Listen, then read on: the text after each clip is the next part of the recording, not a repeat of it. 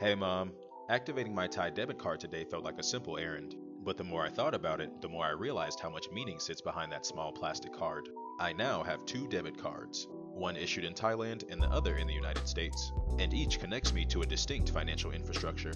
My American card ties me to the structure I grew up with: dollars, credit scores, and a deeply digitized banking culture. My Thai card connects me to a local economy where cash is still common, but digital access is expanding fast. The fact that both cards can function globally shows how money, trust, and identity are no longer confined to geography.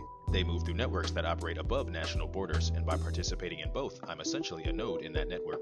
Having two active banking identities also reframes how I think about belonging. My name, my verification details, and my transactions are stored in two completely different databases, one under the US system of financial regulation and another under Thailand's. Yet both systems recognize me as valid and trustworthy, allowing me to engage in their economies as if I were local. And that's a powerful realization. It means that economic identity isn't just about where you come from, but where you're recognized, where you can transact, and where you can contribute value. I'm no longer just an American living in Thailand. I'm someone who operates within both frameworks, using financial tools that make me visible and functional in each. This dual presence brings freedom, but also responsibility. Financial independence isn't just about earning money. It's about understanding how to maintain stability and access across systems that don't always align. Exchange rates fluctuate, fees differ, and regulations vary, but adaptability is the bridge that makes it all work.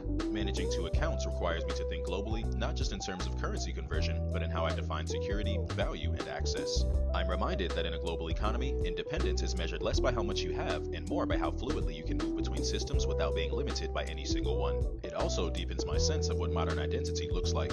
Economic identity sits quietly behind daily life.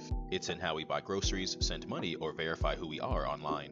It's about how I'm positioned in relation to systems of exchange, how I'm allowed to move value, and how I'm recognized as credible within those systems. In the past, financial presence was a local concept. You had a bank in your city, your money was in a specific branch, and your access was bound to your physical location. Today, identity is portable. Having accounts in both the US and Thailand gives me flexibility, but it also highlights a deeper truth about modern life, that financial belonging often precedes social belonging. Before I fully learn a language or integrate culturally, I can still function economically. The ability to open an account, use a card, and move money gives me a sense of stability that transcends borders. In a practical sense, it allows me to live, work, and operate in a new environment without being confined by it. Ultimately, this experience made me see that economic identity is one of the most universal yet least discussed forms of modern identity. It's what allows people to exist in systems that don't share a language, government, or culture. My ability to function within both Thai and American financial systems shows how economic identity can be both local and global at once. It's proof that in today's world, financial access is one of the strongest forms of freedom. I ate duck noodle soup and that was it for my day. Okay, love you. Bye.